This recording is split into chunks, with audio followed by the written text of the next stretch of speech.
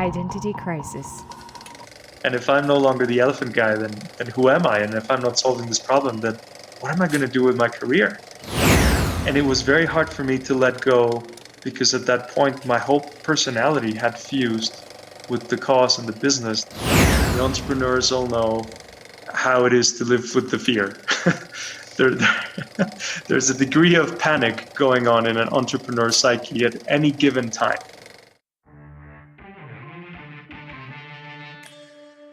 Imagine waking up one morning and you know today is going to be the day where you need to finish something, put an end to it.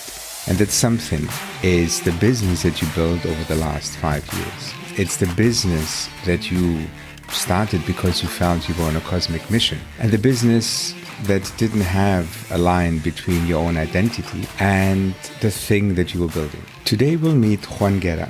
Juan will tell us about his emotional roller coaster that took him from Mexico to Germany to the UK and back to Mexico. Juan built a business that he strongly identified with, where he wanted to help other people. And he was so keen on making sure he has an impact on other people's lives that he didn't know when to walk away and didn't realize that his own mental well-being was at risk. So we'll find out today how Juan dealt with the pressures of this cosmic mission. How did this have an impact on his identity and sense of purpose? And how did he find a way out and get to the point where he could see the light at the end of the tunnel? This is Naked by the Future Farm, where entrepreneurship is stripped to its vulnerable core.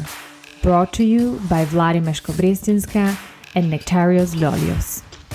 And remember to subscribe, follow, and rate Naked to help us share it with the world. Hi. Hey guys. Hi, Thank you for having me. Hello. Hi Vladi. Hi Nektarios. Wow. Hello. Hi, Juan. We're here with Juan Guerra. And we're very excited to be talking to you all the way from Mexico. Yes. And we're looking forward to, hopefully, an interesting and varied conversation. We were talking earlier a little bit about how to introduce you. And I was thinking that actually I've known you now for quite a number of years. And I've met you when you were right in the middle of your bulletproof entrepreneurial journey where everything was amazing. And you were pitching your business, student funder, in an elephant costume. Oh, I didn't hear that part of the story.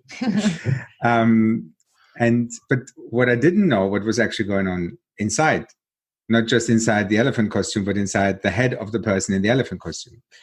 So I'm really looking forward to this. And Vladi has met you in a very different context. So we have a slightly different experience of who Juan Guerra is and what Juan Guerra thinks. But we thought maybe we just start by just inviting you to share with us a little bit about yourself. Sure. Well, thanks for having me, guys. I'm born and raised in Mexico, but life has taken me to various different countries. I did my undergraduate in Germany. I learned some German, spent time in Poland, learned some Polish, came back to Mexico for a few years.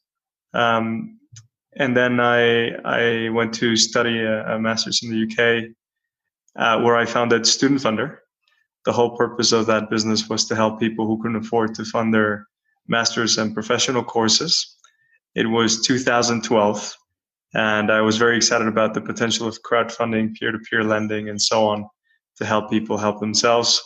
So it was it was a pretty interesting journey from a variety of perspectives. I got to run around in an elephant onesie. The elephant was the mascot of our company. And it was really a lot of fun. And it was a very useful thing to do because it immediately divided the room into the people who maybe wanted to talk to you and the people who didn't want to talk to you at all. So it saved me a lot of time. No, but really, it was brutal. The whole journey was super tough. And as Nektarios says, maybe sometimes you see this guy smiling in an elephant onesie, but inside it's not all rosy. So very happy to talk about that because it might be helpful to other people. Sometimes the guy in the elephant costume came with a guitar. Yeah. Really? I was running in chicken costume, actually. I don't share that part of the story too often, but, we have something in common there. You just very casually said that kind of you were in London and then you started Student Funder. It's not a logical thing for somebody to do. So what is it for somebody who's been to university, who's had a career in the corporate world as well, to then go, I'm just going to do my own thing here? So I'm going to start from the very beginning. Life took a few turns for my family and me over the years. And when I was studying in Germany, I actually ended up in Germany because my mom had separated and we didn't have the money to pay for private university in Mexico, which is the thing to do. And it's quite expensive. But in Germany, it's actually quite affordable. So I discovered that and I decided to go study in Germany and pay my way, playing guitar in bars, working here and there and everywhere. And along the way, some really terrible things happened to my family. But a bunch of people came together to help out. And I realized, at the beginning, I felt like life had dealt us an unfair hand. I mean, why us? Our life was so comfortable, and suddenly we were facing really dire circumstances. And then I realized that it was actually thanks to the fact that I had grown up in such a privileged environment that I was even able to aspire to go study in Germany, that a lot of people had come together to help my mother in her hour of need. And so that had a deep impression in me. And it made me want to dedicate my career to evening the playing field a little bit, making the birth lottery less relevant, making it possible for people to fulfill their potential regardless of the circumstances of their birth. And I know it sounds a bit cliche, but I felt it deeply in my core. It was my way of feeling worthy of everything that life had afforded me up until that point.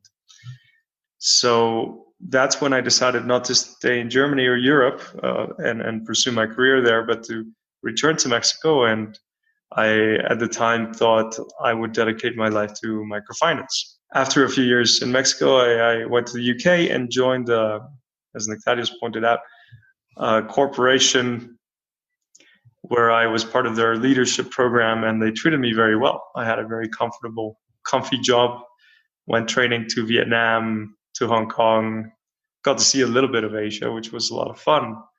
And there was this reality check when we were on voluntary training. I'd signed up for it. And some of my colleagues were commenting, oh my God, we're doing this training in Hong Kong and they're not flying us business class. And I laughed, oh, that's hilarious. They're like, no, it's not funny. Like, we're going to get there super tired. Like, I don't know why I signed up for this. And I just thought, mate, you didn't have to sign up. It's free training. If you don't want it, go home. But seriously, you're going to miss out on a trip to Hong Kong and free training and the lovely company of all these people because you're not flying business? I don't want to end up like this. So, yeah, after that and a few other moments when I just found myself making PowerPoints for someone I didn't like, respect, nor admire, being through all of this, my mother didn't bust her gut to put me through education, and I didn't bust my gut going through university in Germany to end up just making senseless PowerPoints for some guy who's completely detached from reality. What a waste of my potential. I really felt like I was in a gilded cage and I needed to go out there and do something meaningful. So that's when I decided, I know I'm going to help other people who couldn't afford their studies just like I struggled throughout, because that's something I can relate to and I can be passionate about. And I think if I helped them and they helped other people, we can start a chain of paying it forward, and that could really change the world one day. So I'm curious, Juan, so before we go fully into, the experience being also in the costume and everything what goes with it, right? So you said to us, share with us that you were passionate about this cause quite early on. And there was this personal experience of yours. And then you went for the corporate job. And not to say that corporate job is not, a feasible opportunity or path, but I'm just curious about the choices you were kind of playing with at that time. Was a path of being a company builder already on your mind there? What was happening? No, at the time, being an entrepreneur was not the thing to do. It wasn't even on my radar. I didn't think you could be an entrepreneur without money. So my first thought was, could I not work in a huge corporation with millions of clients and help them be more inclusive and provide opportunities for people who don't currently have them? And so my first job was actually at Citi, building their small business banking unit in Mexico. And today, a decade later, that business unit is as large as our credit cards business. It's huge. But at the time, it was a little startup within the bank.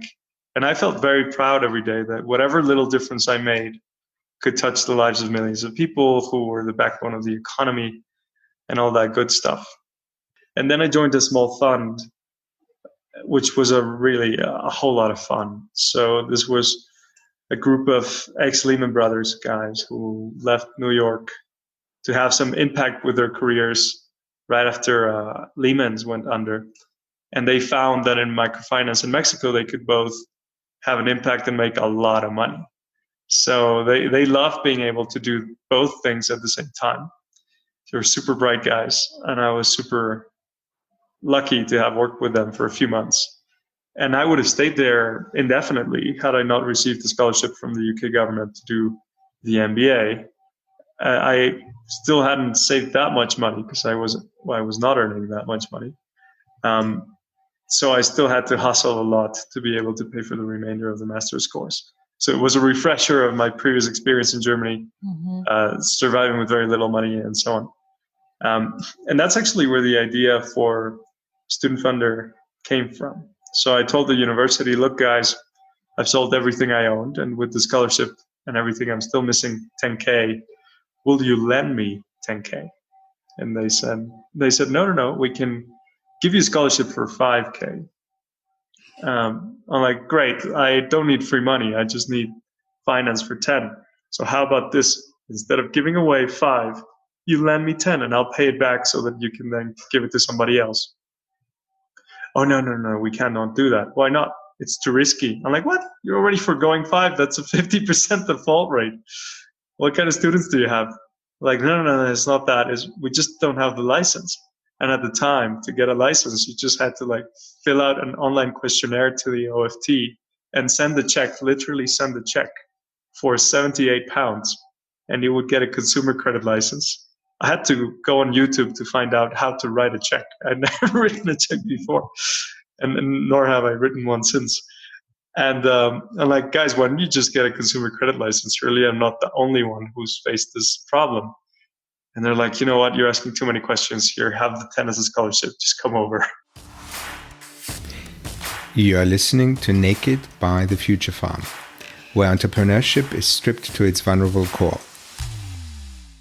So you did say that in the first few months of your entrepreneurial roller coaster, you made every mistake in the book. Yeah. Did you have people around you, or was it just you? So first, I was a sole founder, and there were a bunch of people who helped me at various stages. It was always very hard for me. I was always very apprehensive about giving away equity too liberally, because once you've given it away, you don't get it back. And then because of my inexperience, I didn't know under what circumstances it was worth giving it away for the good of the business. It wasn't like I was being greedy or anything, but I was perhaps a little too conservative on that front, which didn't attract, some people really didn't like. They would have wanted to get the equity early on. And in most cases, I was right not to give it away. But with some of my partners, I should have been more giving, and I wish I had been.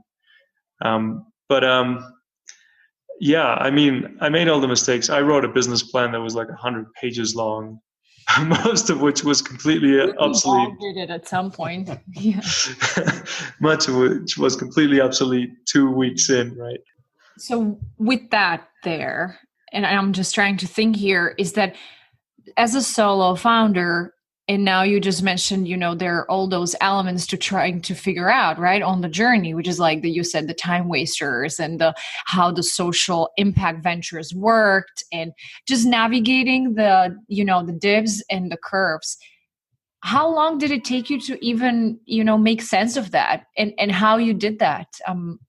I think a lot of people might have similar questions. So I joined a mentorship program. It was an acceleration program at the time, out of Oxford, by a guy called Jan Matern. He now runs Emerge Education, which is a fintech-focused program. But at that time, it was just social ventures. So I joined and I connected with a mentor, a lady called Tiano, Greek lady, and she was awesome. And she taught me something which was very important. Sometimes there isn't the right decision. Having come from the corporate background and the MBA, you want to put everything into a 2x2 and find the right option. But sometimes you just have to keep moving faster, and it's less important whether you made the perfect and the optimal option. You just need to stop analyzing and get on with it. Yeah. Well, this conversation is ultimately for us to understand a little bit more about the weaker moments in that journey and digging deeper into the moments where you are by yourself. You may have a mentor or two, but you don't have a co-founder. You don't have a buddy you can talk about. The moment you have these recognitions that you've said no to something and these people are actually more successful and all these questions. So how did you actually process that? Did you have confidence? Did you have a network? But also linked to that, how does it actually make you feel when you come to that point where you go, oh, damn, this is not going well. I'm struggling here. So I was struggling the whole time through, but because I had been able to, so my 3 years in Germany toughened me up, because those were 3 years where I had to work most of the week and then study like crazy in exam period. And it was just stress for 3 years. I mean, my daily food budget was like €2. And so it was extreme. It was pretty extreme. So I thought, well, I saw it as an asset. It was good training. If I could do that, it's not going to be a walk in the park, but it's not going to be as tough as that was. And I also had 2 years on a visa that I thought I could spend these 2 years trying to build this business, trying to make it happen. I had to raise £50,000 by the end of that time to renew my visa. And I thought, if I give it my best and it doesn't work, and I leave back to Mexico and resume my corporate career, I will not be wondering what if. So it's much better to just give it my all, see what happens. And that kind of kept me going, because I had a deadline. I knew that if I didn't raise the money within the 2 years, that would be it. And it just so happened that I raised the money 3 weeks before that period lapsed. It was a white-knuckle ride all the way, but it was super depressing. I mean, being a sole founder, raising money, makes you feel like you're unemployed and getting turned down all the time. It's super degrading. You don't know if you're doing the right things. You don't know what you're worth. And you really have a lot of self-doubt, because it's just no, no, no. And you start thinking, well, is it like no because of me? Is it no because of the idea? Is it no, but maybe if you just change this little thing? Or no, you're fundamentally wrong and you're not cut out for this? And like, to what extent is the no a no? What do I need to fix? Or am I just doomed to fail? So no, it really confronts you with your sense of self, and it's brutal. So the first guy who joined my team, so the first few, I hired 3 interns whom I paid before I was able to pay myself, and I was so grateful that they would spend their time working in my project. Even though they were paid, I treated them like I spoiled them, because I felt so grateful that they would come along the journey. And then the first guy, who joined full time, was perhaps more of a confidant than anything else. He just shared the burden. And I see this a lot with early founders. The first person or people who join their team, 80% of the value they bring to the table is just handholding and emotional support for the sole founder. And the founder fails to recognize this. And they might say, oh, they're a great COO, or they're a great... No, mate, they're not. They're just making you feel a lot better about the journey. And that became evident. So this guy who had been working with me for over 6 months wasn't able to pivot with the business into what the business had to become an actual business and become sustainable. And it was heart-wrenching for me to have to let him go, because we couldn't afford that. Someone would not pull their weight on the company, but he represented so much emotionally for me. So, but then again, I was never alone. There were always generous people who would donate their time and just hear me out, guide me. Lots of mentors. And that's a beauty of London. You have a lot of people who are actually mentoring others and paying it forward and expect nothing in return. And those support structures aren't necessarily available in other parts of the world. And then you have the competitions like InnoTribe and so on. So I guess I started out with mentorships, and then I started winning some awards, and that started to get the ball rolling. Was it safe for you to share? Like, were you able to be, on my English, were you able to be truthful and real with those mentors? I was. So some of them, the best ones for that were the entrepreneurs, because the entrepreneurs all know how it is to live with the fear. There's a degree of panic going on in an entrepreneur psyche at any given time. And when you're up there, you're in the rush, the highs are super high, and maybe you forget about the panic for a little while. But there are always existential threats threatening your business, especially when you're a first-time founder. I think eventually you become a lot better at managing this. But everyone can relate. So with the entrepreneurs, they go straight to the point. They're like, so how are you feeling about this? Oh, okay. So the answer is yes. Did you have the vocabulary to actually express the different things you were going through? Because you said earlier it was a permanent struggle, and struggle can manifest itself in so many ways. And you are a very kind of self-aware person. But we're talking also about a younger Juan who may have not been there yet, right? So how do you actually process that, and how do you find the courage to go to people and say, hey, mate, you know what? I'm struggling here, and this is what I need right now. I am someone who finds it very hard to go to someone and say, hey, mate, I'm struggling here emotionally. I'm going to say, I'm struggling here with this or that problem. And then it will be evident that I'm also struggling emotionally. But let me think about this. So I guess there was a mix of panic and enthusiasm colliding within me for that period of time.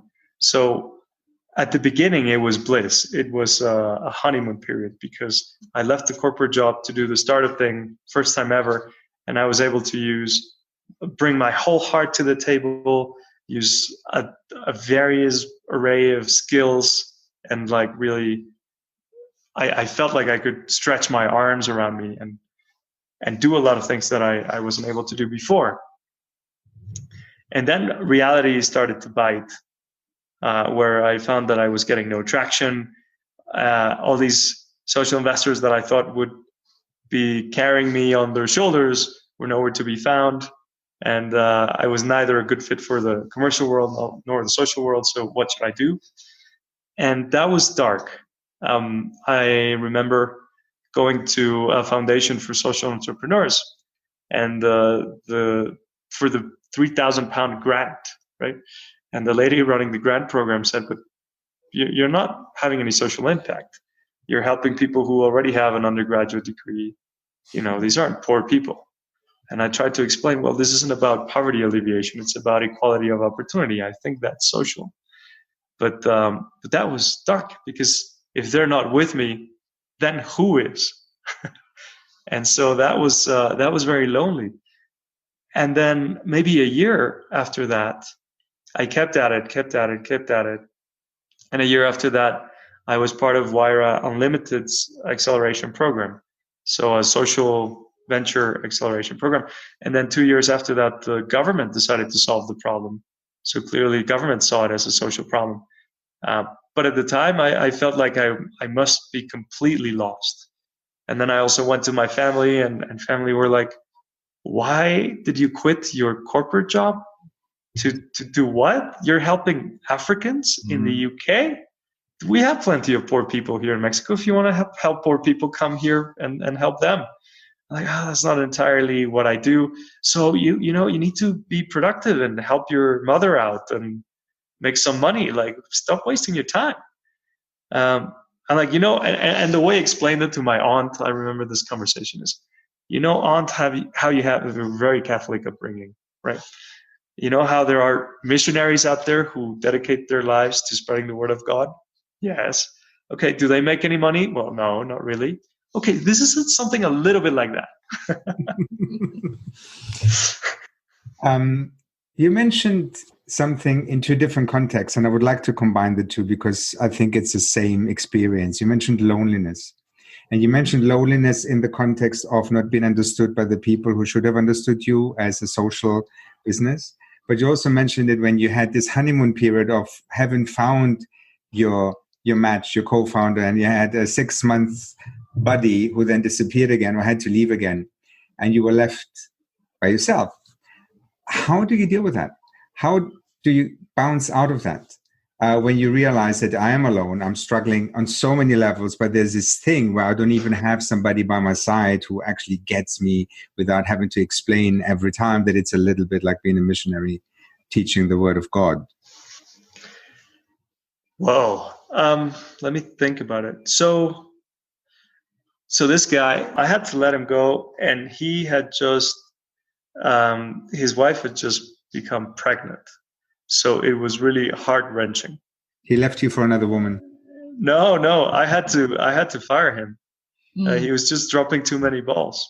Not that he wasn't a great guy, but he was a social sector type guy who was more into the fundraising and the charity foundation fundraising than into a consumer credit business. And the company was evolving into a consumer credit business. And he just didn't have that skill set, and it wasn't in his interests. So I recognized that, which was, I think, wise at the time. But what kept me going through that time was the people around me. By then I had a board. The chairman and the other members of the board were incredibly supportive. One of the board members was a bit of a cheerleader to me, Arturo, super generous guy. I will always be grateful to him.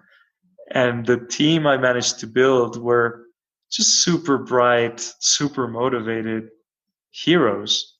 And just coming to work with them, their resilience, their way of solving problems, their passion, the camaraderie was really what kept me going for like a year and a half. You are listening to Naked by the Future Farm, where entrepreneurship is stripped to its vulnerable core. Does it mean that when then the dips appeared later on the journey, that this was the compass for you? Did you come back to, did you connect with yourself and some of these patterns from the past and the deep belief in the cause? Absolutely. I actually had a lot of admiration for entrepreneurs who are building the next app that helped you order pizzas in a slightly different way and were hoping to become millionaires.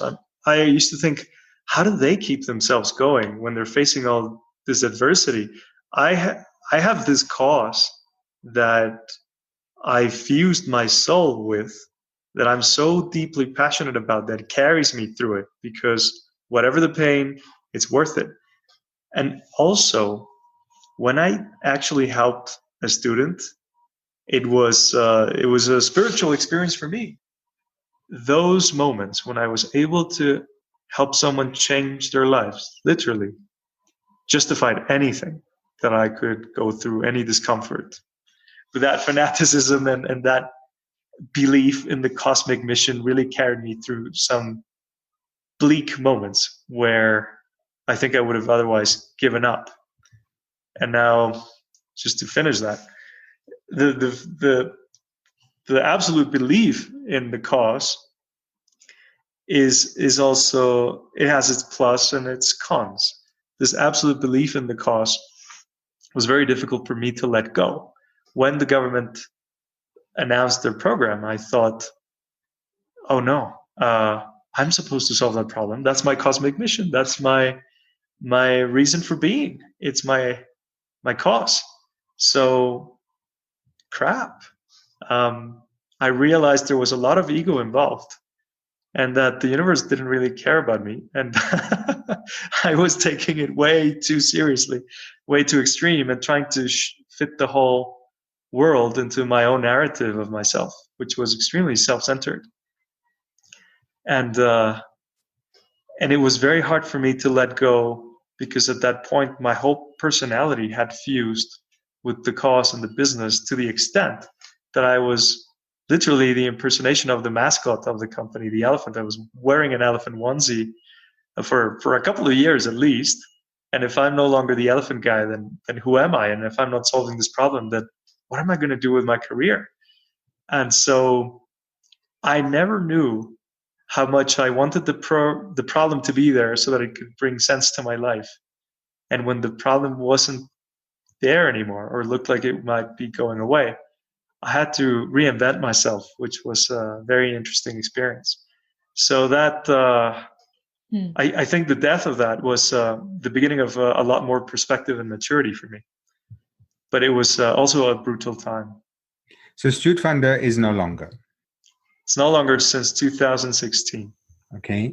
So what are you doing now?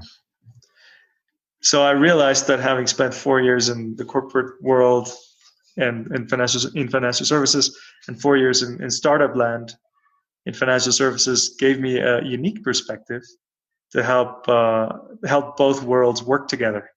So I started working in innovation. I set up a consultancy to help banks and startups in London work together, and my main client were Santander UK. I had a blast. I had really a great time. I got to help founders integrate with banks and kind of do the thing I wish someone had done for me when I was at Student Funder, shepherding these entrepreneurs through the organization. So it gave purpose, meaning, and a lot of joy and a lot less stress to my life. It's also a lot better remunerated. Now I'm Chief Innovation Officer for Citi in Mexico. And it wasn't my doing, but I'm very proud to say that one of our joint ventures is responsible for 50% of the financial inclusion in the country every year. And there's a lot of impact that we're having from here. And also, I mean, helping a bank transform itself and helping the whole digital agenda is in itself very rewarding. It doesn't subtract from being well remunerated. It sounds a little bit like you managed to re-find your purpose, but I'm a little bit curious to dig into the valley between the end of Student Funder and to some extent also the turmoil that you've experienced, because I remember meeting you occasionally for a coffee at that time, and you were not happy. Yeah, I mean, the elephant suit was replaced by this armor, by this somewhat kind of shield around you that just was... Also, I mean, it felt a little bit like you were lost and you weren't even able to see what was happening around you. And I'm not sure. We never had this conversation, actually. So I'm curious to hear from you now, looking back, how you felt what was happening, but also talk a little bit about how you were dealing with it. So during the phase of Student Funder's decline, I found ways to, give it a shot of adrenaline and straight into the heart, one after another, maybe 2 or 3 Hail Marys, where the chairman was like, holy crap, this guy can work a miracle and somehow this company might just survive, and thrive. But the Hail Marys didn't actually end up saving the company. So at the time, we had two offers to sell the business.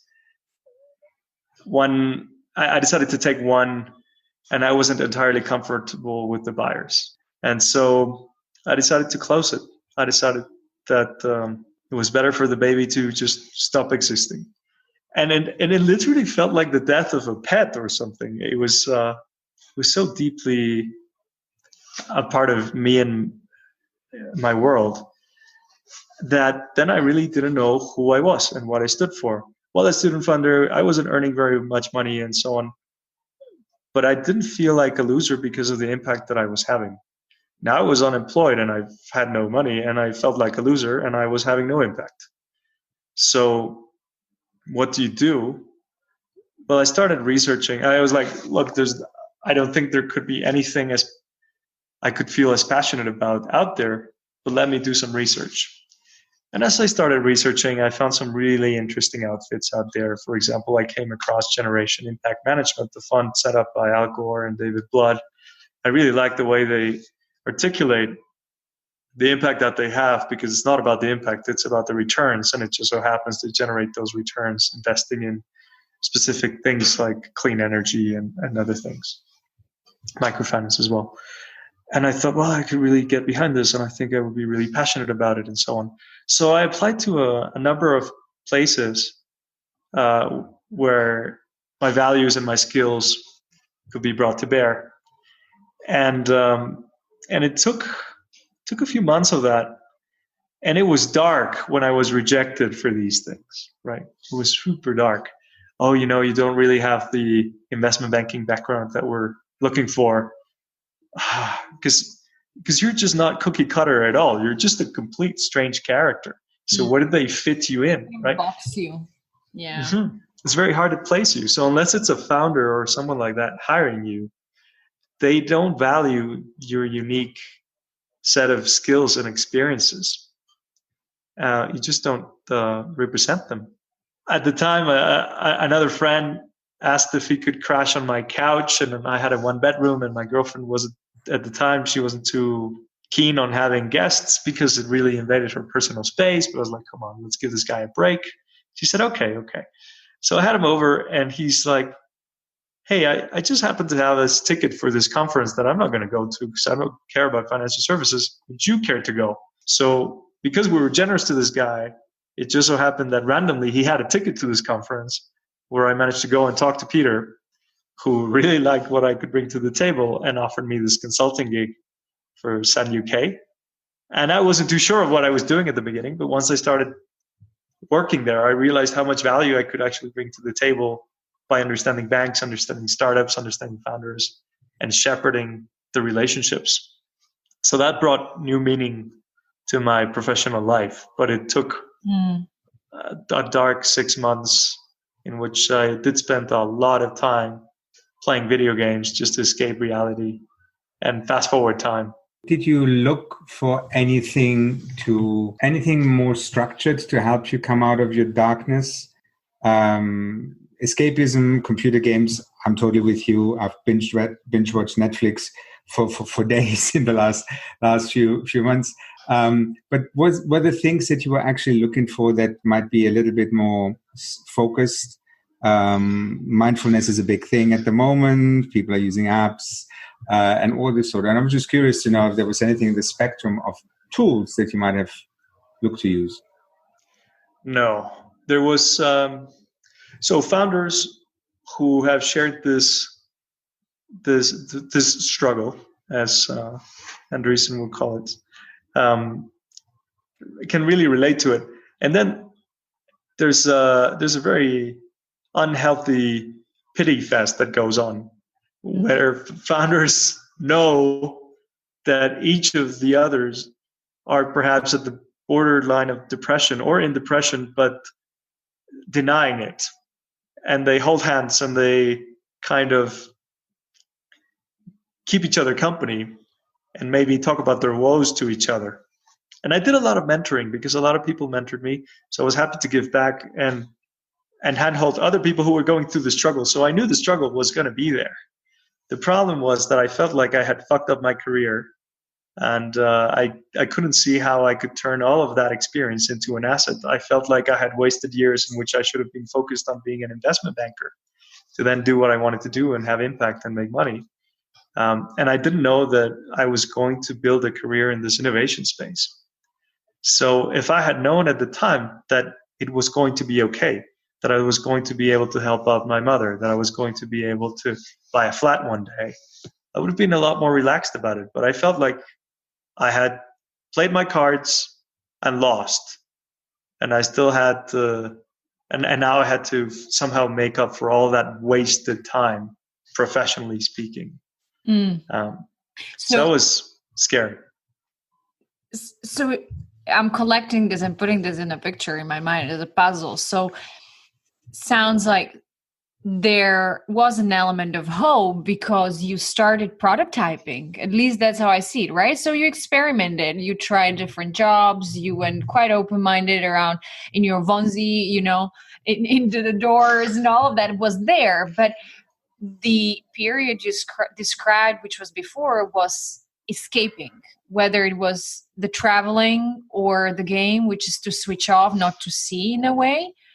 So what happened from the escape towards the hope, the trial? I'm going to go out there and stand in the door. So they're happening at the same time. So you're thinking, okay, what's everything I can do to improve my condition? Apply for a ton of jobs on LinkedIn, complete waste of time. Go and talk to a lot of people and do this. Okay, I've done that. Now what? Now you wait. Oh, be left alone with my thoughts and my feelings? No way, man. I have way too many demons there. How can I distract myself? Well, go talk to a founder and maybe wallow on each other's woes. Maybe go paintballing, go traveling, video games. Just don't be, rummaging over these negative feelings of, is it going to be just the anxiety, right? And the constant rejection. And so when you're told, oh, you haven't built up the right experience over these past years, and you're now 30, you're thinking, holy fuck, I think I really screwed it up. And you don't see that there is a place for you somewhere where exactly the type of skills that you've built randomly over these years are exactly what they need. So I guess the fear that surfaces while you're waiting for things to come to fruition is what you're trying to avoid. Binge watching Netflix or whatever it may be. So we got to know the company builder Juan, and we're now talking to the more corporate Juan. Knowing what you know, would you do it all over again? I don't know, man. I would definitely. I wish I had known what I know now, that it was all going to be okay, even if the company closed down. But I had no real experience of this. Most of my mentors were corporate animals who never took the plunge. And the entrepreneurs that I knew were very different kind of entrepreneur. If I think I could be a great mentor for Juan 8 years ago when he started Student Funder. And I could be a great mentor for him now, maybe not 2 years from now, maybe not 2 years ago, just now with the perspective I have gained without forgetting the details of what it was like to be there at that time. It was very, very tough, I must say, but it rewarded me in ways that I never imagined, and I got to really touch lives in a very meaningful way, and kind of pay my spiritual debt to life. So I feel like that pressure has been, because I did that, I had this pressure that I had to give back, I had to make an impact, I had to become worthy of everything I had received. And because of what I did, I feel like I've done that. And I feel inclined to have an impact, but in a less anxious way. It will come and then I'll find a way, and it doesn't have to be massive day one. If I play myself in the right place, I can still have an impact and build a career. So does Juan today feel more equipped if another dip comes, and of a different kind, possibly? Is the muscle build up? Yeah, so I think there's a very practical layer to all of this, which is when your mom needs your financial help and you have no savings, and it's partly because you've been an entrepreneur and you didn't quite get there, you start resenting yourself a lot for some of the choices that you made and the cushion that you don't have. But as I've been working now in this new line of business, I've built up my savings. And so that makes a huge difference. It's not very spiritual on the surface, but it's just a sense of security that I can look after the people that I care about, and I don't have to sacrifice them to build a career that I want. And that gives me a lot of peace. And life had not been better for me before. I mean, I'm becoming soft, it's life is too easy right now, knock on wood, but it's a cushy corporate job, chief innovation officer, that helped me buy a flat for my mother, buy a flat for myself, got married 3 months ago with the loveliest woman, and life is really, really, really good. And who knows, maybe it can get even better, but if it didn't, life is great. And I'd never been in so many in the various areas of my life feeling so satisfied. So it's a high right now. There will be dips. Let's keep it on the high, because it's a good segue for us to wrap up, because it's nice to finish on a high. It's been wonderful to listen to your story and to see your openness and your preparedness to be vulnerable and to sharing stories that not everybody is very comfortable talking about. Naked ultimately is a podcast about getting a little bit deeper and allowing people to reveal themselves a little bit more. And hopefully the young Juans today who listen to this get some inspiration and get some insights and also get some hope, but also get some tools. And you've given us a lot of material here. So thank you so much for making the time. Thank you so much for sharing. Absolutely. And we are excited to look up for what's there for you around the corner, really. So maybe in a few months' time, God knows, in a year, on another Naked episode. The saga continues. Absolutely. Thank you so much, Juan. Thank you, guys. Take care. Thanks for having me. So what about today? How was it for you? Interesting conversation.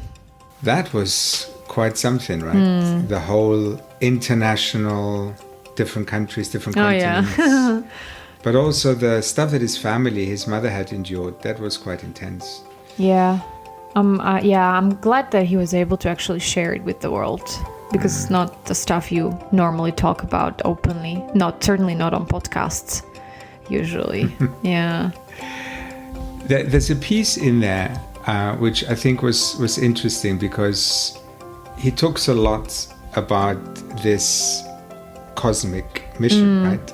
Somewhat religious, somewhat like, and you do wonder how many founders actually do this. And as we talk to other founders, you realize that everybody, or most of the people who start a business, are doing this because they feel they need to do something that will leave a trace behind. Oh yeah, I would count myself into it, frankly. It's like, you go and you talk to people and we speak about legacy, leaving a footprint, and it's this one thing you commit your life to, where it nearly feels like when you don't have it, you are a fraud. To that level, really, when people ask you, well, what's your cause? So I got him. I had a lot of conversations when I had this realization that this was what made me tick. I had a conversation with my partner about this, and he just looked at me and went like, I don't understand you people. And it was interesting to hear this played back to you, that just because you and I experience that doesn't necessarily mean that other people can even relate to that, right? Yeah. But in Juan's case, big thing. Yeah. Right? And to the level where I'm thinking, we've been discussing this together, that there are so many of entrepreneurs who actually want to change a role in life. I put it that way. So yeah, when talking to a lot of founders, like this whole identity shift from what it means for me to not being an entrepreneur anymore. Like, I don't even know how to come back to life. I even thought about that there is a little bit of that trauma healing, and as if it reminded me when, vets come back from conflict zones and wars, and they can't get back into normal life, daily life. I know this is extreme, but I had that in my mind when we were talking about this. Like, how do I come back to meaning and find it again? Yeah. It's funny. I had a slightly different visual. You know the story about this guy in the US who fell into this, who practically fell into this rift and injured his foot, and he had to, was it his foot or his arm? He had to cut his own arm off. I don't know about this. Oh, yes, there was a movie. Yeah. Yes. Exactly. Indeed. Yeah. So you're in a situation where it's desperate, and you need to do something very, very painful to yourself, and life will not be the same after it. But you have no choice to survive. Interesting. Right? And I felt a little bit this whole thing about when he was talking about that day where he kind of had to shut the business down. Yeah. Because it was so closely linked to his person. So I had an element of that. Yeah. But it's very clear what the driver here was, right? The kind of cheering element, and cheering might not be the right word, but kept me optimistic. The element which kept me optimistic is that when we talked about that the current life is actually very meaningful and fulfilling. So it's like, it gives up that hope, it gives that hope that absolutely, it's not just being an entrepreneur. Like, you can have many roles in life, and it's important to remind yourself that there are different avenues to it, and you should go after them. So it kept me in a good spirit afterwards, after all this conversation. You've been listening to Naked by The Future Farm, where entrepreneurship is stripped to its vulnerable core. To learn more about our work, sign up to our newsletter or visit thefuturefarm.co, where you can also apply to be a Naked guest. Naked is produced by Dan Tržiel, coordinating producer Alena Diamidava, and edited by Catherine Dworkin. And remember, subscribe, follow, and rate Naked to help share it with the world.